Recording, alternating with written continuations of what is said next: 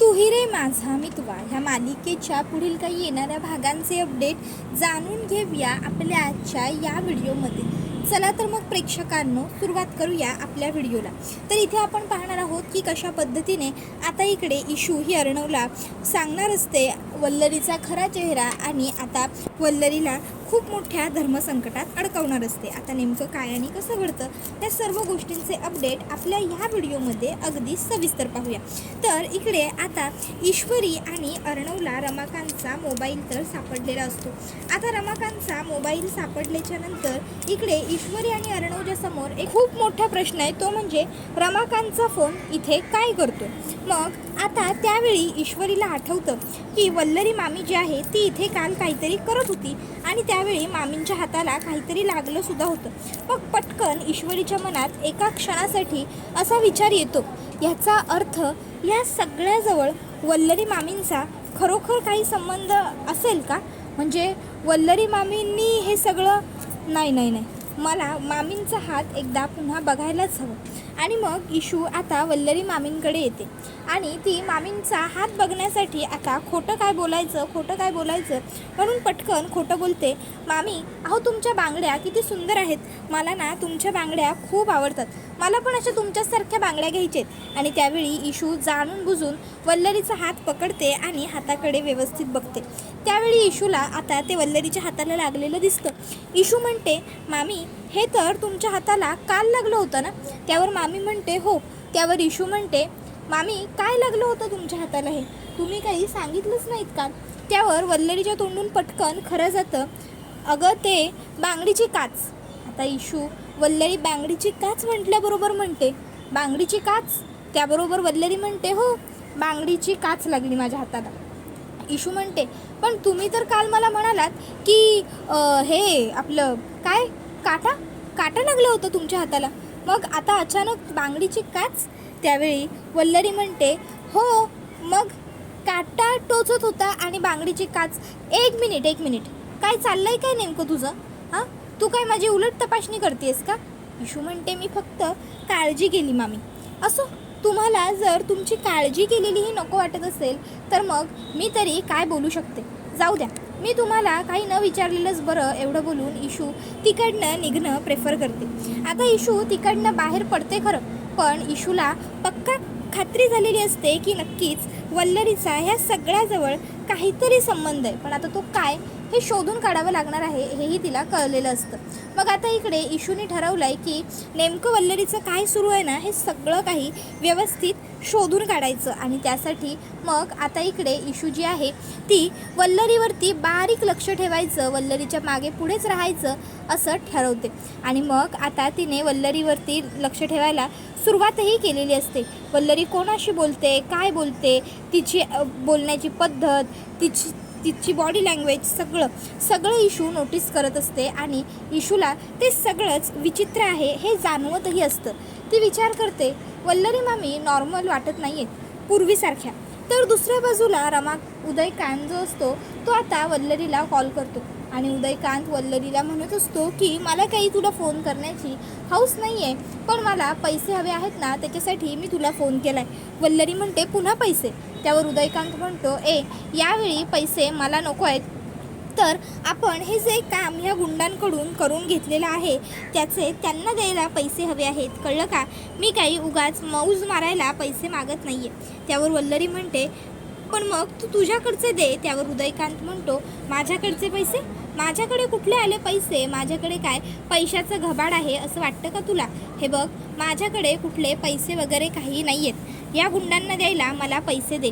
कारण जर यांना पैसे नाही दिले, यांना पैसे नाही चारले ना, तर मग नंतर जाऊन पुढे हे लोक खरं बोलतील आणि जर हे लोक खरं बोलले तर ते सगळं आपल्याला खूप महागात पडेल. म्हणून म्हणतोय, पैसे दे लवकर मला. त्यावेळी मग मात्र आता इकडे वल्लरीला कळत नसतं की आता आम्ही करू तरी काय, कारण खरोखर पैसे देण्याशिवाय काही पर्याय नाही आहे. मग आता ती म्हणते, ठीक आहे, काय करायचं ते मी बघते, मी बघेन पैशांचं. आणि मग आता ती लगेचच फोन ठेवून देते. आणि मग आता ती विचारात पडते की काय करू, कुठून आणू आता मी पैसे? काहीतरी तर करायला हवंच. पैशांचा बंदोबस्त झाल्याशिवाय हा उदयकांत गप्प बसणार नाही. आणि मुळात ह्या उदयकांतपेक्षा जास्त त्या गुंडांचा प्रश्न आहे. जर त्या गुंडांना पैसे मिळाले नाही आणि त्यांनी अर्णवच्या समोर तोंड उघडलं तर सगळी गडबड होऊन जाईल. तर अर्णवच्या समोर त्यांनी तोंड उघडायच्या आत मला त्यांची विल्हेवाट लावणं गरजेचंच आहे. मला पैशांचा बंदोबस्त करायला हवा असा विचार करत आता वल्लरी घरातून तिच्या कपाटातले काही दागिने घेते आणि बाहेर पडते. त्याच्यानंतर आता ईश्वरीसुद्धा वल्लरीच्या मागावरच असते. वल्लरी सोन्याच्या दुकानात जाते, काहीतरी करते आणि पुढे जाते. ईशू विचार करते, मामी सोन्याच्या दुकानात दागिन्यांची पिशवी घेऊन गेले आणि येताना रिकाम्या कशा काय आल्या. मग ईशू ही सोनाराकडे जाऊन चौकशी करते की इथे आत्ता वल्लरी पाटील आल्या होत्या आणि त्या काहीही न खरेदी करताच निघून गेल्या का. त्यावेळी तो सोनार म्हणतो, मॅडम त्या खरेदी करण्यासाठी आल्या नव्हत्या, तर जी केलेली खरेदी आहे ती विकण्यासाठी आल्या होत्या. त्यावर ईशू म्हणते, म्हणजे मला कळलं नाही. त्यावर सोनार सांगतो, अहो त्यांनी त्यांच्या सोन्याच्या पाटल्या माझ्याकडे मोडून दिल्या आणि त्याच्या बदल्यात पैसे घेऊन त्या गेल्या. 1,00,000 रुपये मी त्यांना दिले. ईशू म्हणते, काय सोन्याच्या पाटल्या. मग आता ईशू ताबडतोब पुन्हा वल्लरीचा पाठलाग करायला सुरुवात करते. ईशूला कळलेलंच नसतं की वल्लरीने नेमके एवढे पैसे का घेतले ते. पण बरं तर स्वतःचे दागिने घाण ठेवून जर तिला पैसे आले होते तर ती घरी का बोलली नाही, हा सुद्धा ईशूचा खूप मोठा प्रश्न असतो. पण आता ईशू तिला काही बोलत नाही, ती फक्त पाठलाग करत राहते. वल्लरी एका सुमसाम भागाच्या ठिकाणी पोहोचलेली असते. ईशूला प्रश्न पडतो की बाप रे, वल्लरी मामी इकडे काय करतायत या एवढ्या सुनसान भागामध्ये, ते सुद्धा जवळपास 1,00,000 रुपये घेऊन. नाही, नक्कीच काहीतरी गडबड आहे. काय चाललंय वल्लरी मामींचं. मग ईशू तिथे उभी राहते गपचूप आडोशाला आणि हे सगळं काही बघत असते. इतक्यात आता तिकडे वल्लरीला भेटायला एक पुरुष आला हे ईश्वरीला दिसतं. ईशू आता त्या माणसाला बघते आणि विचार करते की हा माणूस कोण आहे जो मामींना भेटायला आला, तो सुद्धा असा इतक्या आडबाजूच्या मार्गाला. मग आता ईशू ही त्या माणसाला बघायला जरा पुढे सरसावते.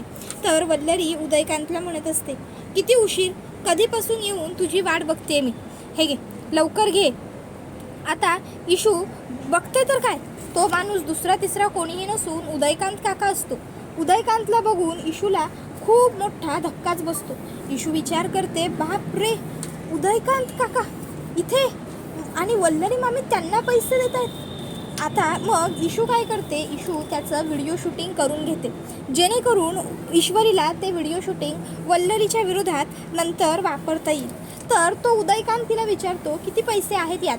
वल्लरी सांगते 1,00,000. उदयकांत म्हणतो फक्त.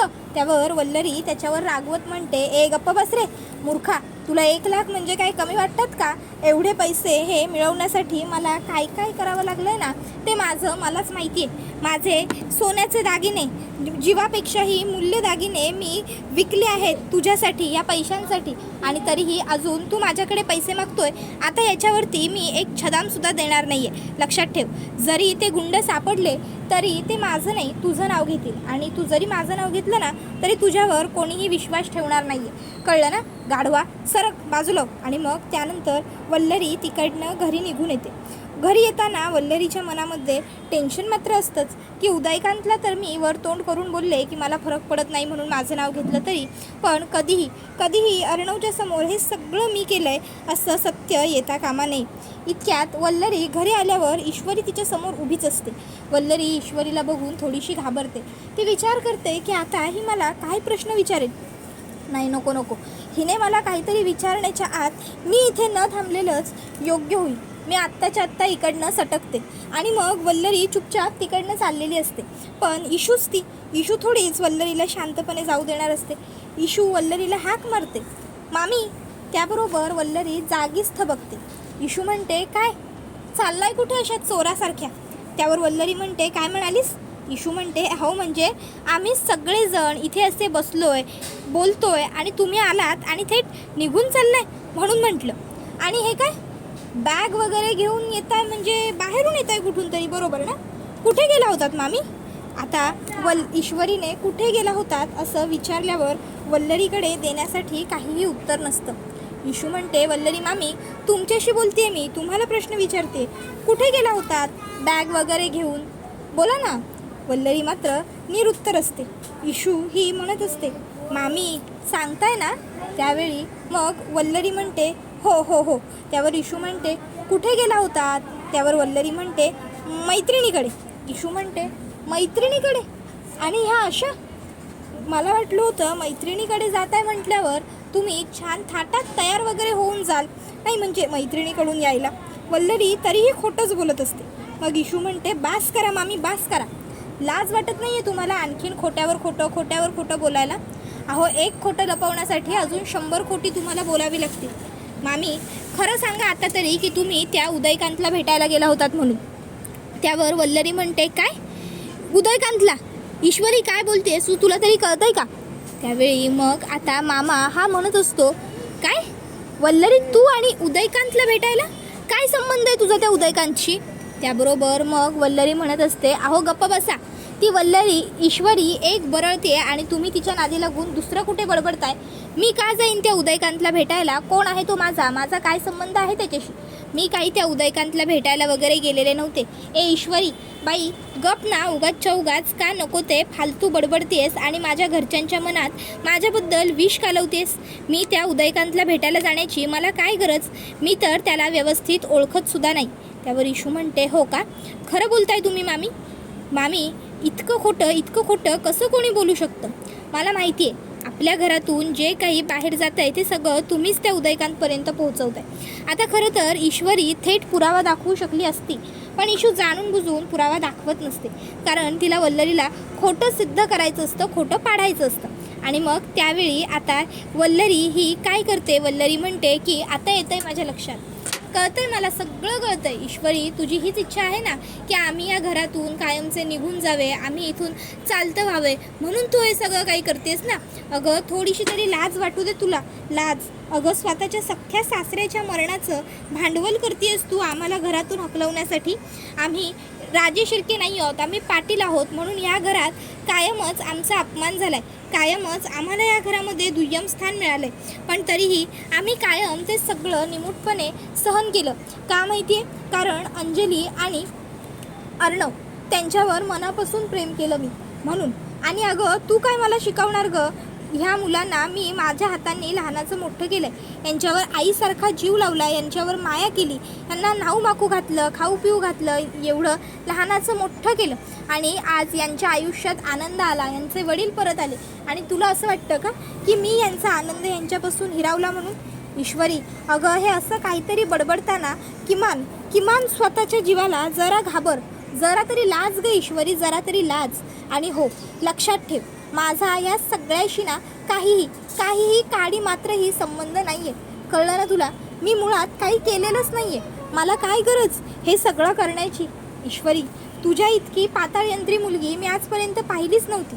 अर्णवच्या मनामध्ये आमच्याबद्दल द्वेष निर्माण व्हावा यासाठी वागतेस ना तू हे सगळं?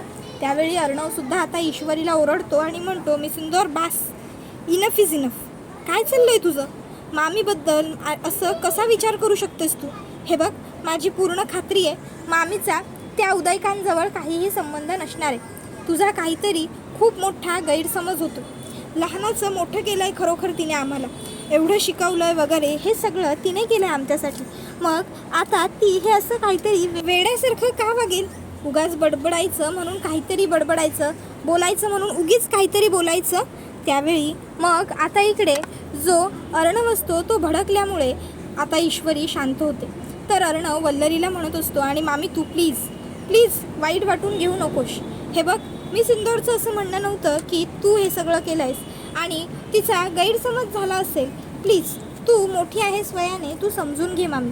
मामी म्हणते अरे अजूनपर्यंत मी तेच तर करत आली, वयाने मोठी म्हणून समजूनच घेत आली, पण आता हे अति होतं आहे. त्यावेळी ईश्वरी म्हणते मामी तुमचं अति होतं आहे आणि आता मी पुरावे दाखवते.